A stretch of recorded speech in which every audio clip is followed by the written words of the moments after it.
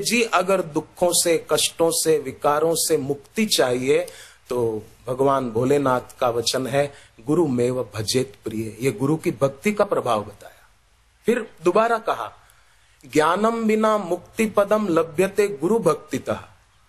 जहां उपनिषदों में कहा है कि ज्ञान के बिना मुक्ति हो ही नहीं सकती, वहीं शिव जी घोषणा करते हैं गुरु भक्ति का प्रभाव बताते हुए कि ज्ञान के बिना भी गुरु की उपासना में इतनी शक्ति है कि उस शिष्य का मोक्ष हो सकता है, कैवल्य सिद्धि।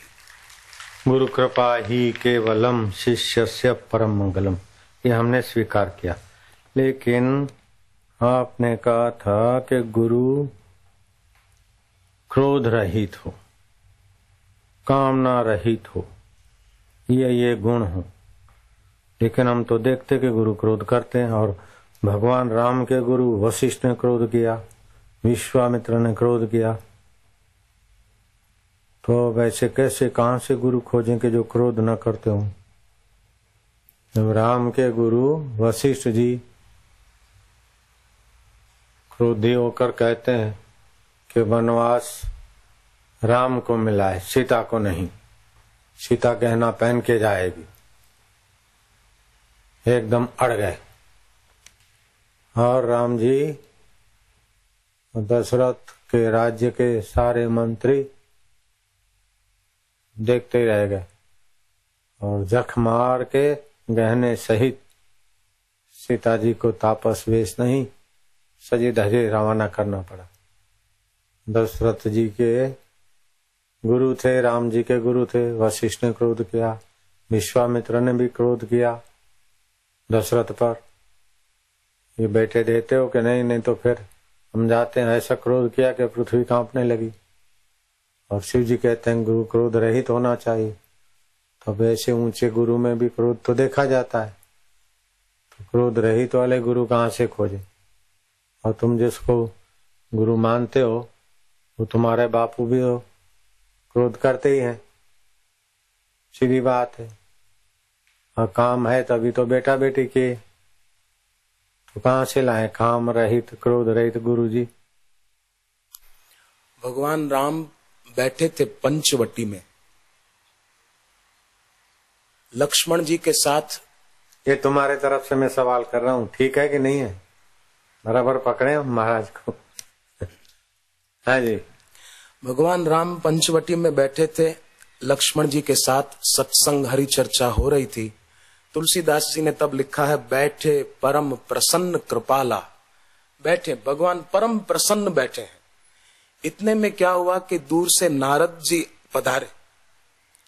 नारद जी पधारे तब तुलसीदास ने लिखा है कि नारद जी क्या सोच रहे हैं, विरहवंत भगवंत ही देखी नारद मन भा सोच विशेषी। नारद जी सोच रहे हैं कि अरे भगवान तो पत्नी के वियोग में कितने दुखी बैठे हैं।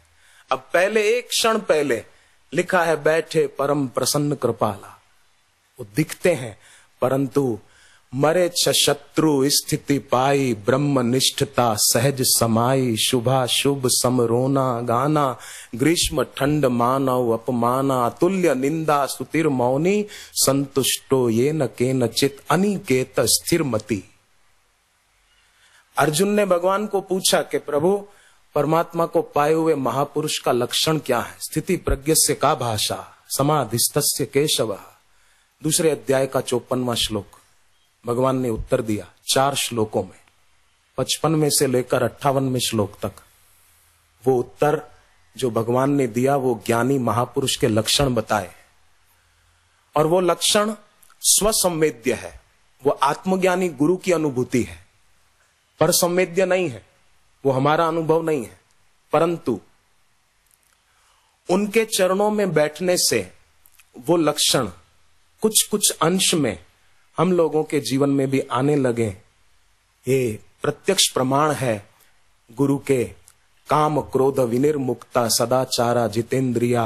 विदेश में रहने वाले साधक, भोग प्रदान देश में रहने वाले साधक कितने कितने वर्षों तक ब्रह्मचर्य से रहते हैं। ये गुरु के काम क्रोध रहित का प्रत्यक्ष प्रमाण है, गुरु के भक्ति के प्रभाव का और गुरु के स्वभाव का प्रत्यक्ष प्रमाण।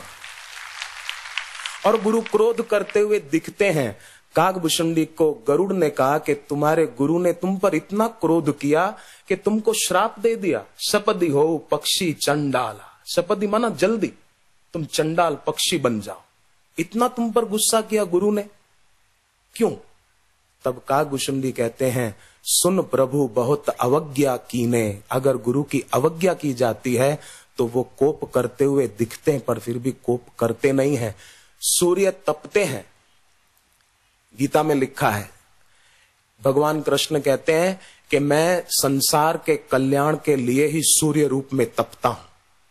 तो गुरु कभी कभी कोप करते हुए दिखते हैं, वो भी इसलिए कि समुद्र का खारा पानी जरा जरा वाष्पीभूत हो जाए और मीठा करके फिर बरसा दूं। सूर्य भी कोप करते हैं ना, गर्मी बरसाते हैं तो तपन बरसाते हैं, तो खारापन दूर करके फिर मीठा करके बरसा देते हैं। एकलव्य पर आचार्य द्रोण जी ने गुस्सा किया, उसको धनुर्विद्या की शिक्षा नहीं दी। तो एकलव्य ने ये नहीं सोचा कि अरे एक गुरु इतना गुस्सा करते हैं, ऐसा नहीं सोचा। उसकी श्रद्धा दृढ़ थी, गोपियों की श्रद्धा दृढ़ थी, तो भगवान की हर चेष्टा उनको लीला लगती थी और उसमें आनंद आता था। उसी प्रकार शिष्य की श्रद्धा दृढ़ होती है तो शिवजी ने जो गुरु का स्वभाव बताया है उसमें उसकी दृढ़ता, उसकी स्थिति होती है कि नहीं मेरे गुरु ऐसे ही है। प्रजहाति यदा कामान सर्वान पार्थ मनोगतान आत्मन्येवात्मना तुष्ट। एक मैं आपको अनुभव सुनाऊं, लेकिन पहले ये और सवाल है। अष्टावक्र जी ने कहा खिद्योपि न खिन्यते,